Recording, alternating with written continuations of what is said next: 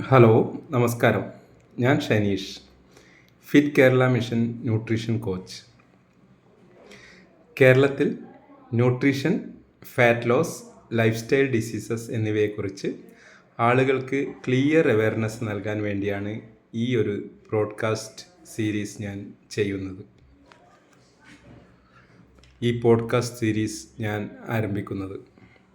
ഇന്നത്തെ എപ്പിസോഡിൽ നമ്മൾ സംസാരിക്കുന്നത് വളരെ പ്രധാനപ്പെട്ട ഒരു വിഷയമാണ്. എന്തുകൊണ്ടാണ് കേരളത്തിൽ പുരുഷന്മാരിലും സ്ത്രീകളിലും കുടവയർ ഇത്രയും കൂടുതലാവുന്നത്? കേരളത്തിൽ നമ്മൾ ലിറ്ററസിയിൽ നമ്പർ 1 ആണ്. പക്ഷേ ഒരു സത്യം നമ്മൾ ആക്സെപ്റ്റ് ചെയ്യണം. ലൈഫ് സ്റ്റൈൽ ഡിസീസിലും ഒബേസിറ്റിയിലും കേരളം തന്നെയാണ് മുന്നിൽ. അപ്പോൾ എന്താണ് കാരണം? ഇന്ന് നമ്മൾ അതിനെ സിമ്പിളായി മനസ്സിലാക്കാം.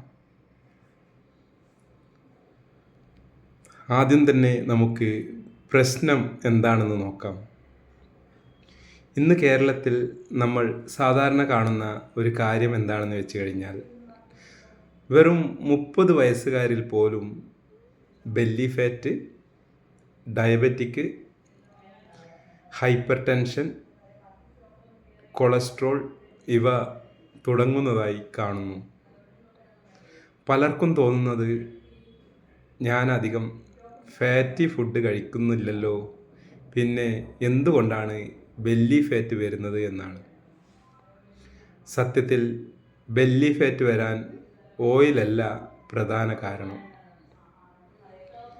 മിക്ക ആളുകളും മനസ്സിലാക്കാത്ത ഒരു കാര്യമുണ്ട്.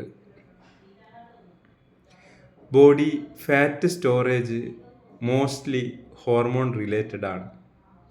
അതിലേറ്റവും പ്രധാനപ്പെട്ട ഹോർമോണാണ് ഇൻസുലിൻ. ഇനി നമുക്ക് സയൻസ് എന്താണെന്ന് പരിശോധിക്കാം. നമ്മൾ ഭക്ഷണം കഴിക്കുമ്പോൾ, എസ്പെഷ്യലി കാർബോഹൈഡ്രേറ്റ് ഫുഡ് കഴിക്കുമ്പോൾ, ഉദാഹരണത്തിന് അരി, ഗോതമ്പ്, ബേക്കറി, ഷുഗർ, സ്നാക്സ് ഇവ കഴിച്ചാൽ ബ്ലഡ് ഷുഗർ ഉയരും. അപ്പോൾ നമ്മുടെ പാൻക്രിയാസ് എന്ന ഓർഗൻ ഇൻസുലിൻ ഹോർമോൺ റിലീസ് ചെയ്യും. ഇൻസുലിൻ്റെ പ്രധാന ജോലി എന്താണെന്ന് നിങ്ങൾക്കറിയാമോ? ബ്ലഡിലുള്ള ഗ്ലൂക്കോസ് സെല്ലുകളിലേക്ക് എത്തിക്കുക എന്നതാണ് അതിൻ്റെ ജോലി. പക്ഷേ ഒരു പ്രശ്നമുണ്ടാകും. നമ്മൾ റിപ്പീറ്റഡായി ഹൈ കാർബോഹൈഡ്രേറ്റ് ഫുഡ് കഴിച്ചാൽ ബോഡിയിൽ ഇൻസുലിൻ വീണ്ടും വീണ്ടും ഉയരും. അപ്പോൾ ശരീരം മെല്ലെ ഒരു മോഡിലേക്ക് പോകും. അതിനെ പറയുന്നതാണ് ഫാറ്റ് സ്റ്റോറേജ് മോഡ് എന്ന്. അതായത് ശരീരം എനർജി ബേൺ ചെയ്യാതെ ഫാറ്റായി സ്റ്റോർ ചെയ്യാൻ തുടങ്ങും. പ്രധാനമായും ബെല്ലി ഏരിയയിലാണ് ഇത് സ്റ്റോർ ചെയ്യപ്പെടുന്നത്. കേരളത്തിലെ ലൈഫ് സ്റ്റൈൽ റിയാലിറ്റി നമുക്കൊന്ന് നോക്കാം. കേരളത്തിലെ ലൈഫ് സ്റ്റൈലിൽ ഈയിടെയായി വലിയ മാറ്റം സംഭവിച്ചിട്ടുണ്ട്. മുമ്പ് ആളുകൾ ഫിസിക്കൽ വർക്ക് ചെയ്യുമായിരുന്നു, വാക്കിംഗ് കൂടുതലായിരുന്നു, പ്രോസസ്ഡ് ഫുഡ് വളരെ കുറവായിരുന്നു. പക്ഷേ ഇന്ന് സിറ്റുവേഷൻ ആകെ മാറി. ഇപ്പോൾ രാവിലെ ബ്രേക്ക്ഫാസ്റ്റ് തന്നെ റൈസ് ബേസ്ഡ് ഫുഡാണ്. ഉച്ചക്കാവട്ടെ ചോറ്, വൈകുന്നേരം ചായയും സ്നാക്സും, രാത്രി വീണ്ടും കാർബോഹൈഡ്രേറ്റ് ഫുഡ്. അതായത് നമ്മുടെ ബോഡി ഓൾമോസ്റ്റ് മുഴുവൻ ദിവസവും ഇൻസുലിൻ റിലീസ് ചെയ്യുകയാണ്. അതുകൊണ്ടാണ് സ്ലോലി നമ്മുടെ ബെല്ലി ഫാറ്റ് കൂടുന്നത്.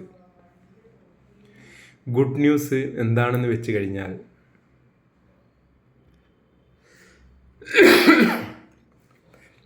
ഇത് കംപ്ലീറ്റ്ലി നമുക്ക് കൺട്രോൾ ചെയ്യാൻ പറ്റുന്ന ഒരു പ്രോബ്ലമാണ് എന്നതാണ്.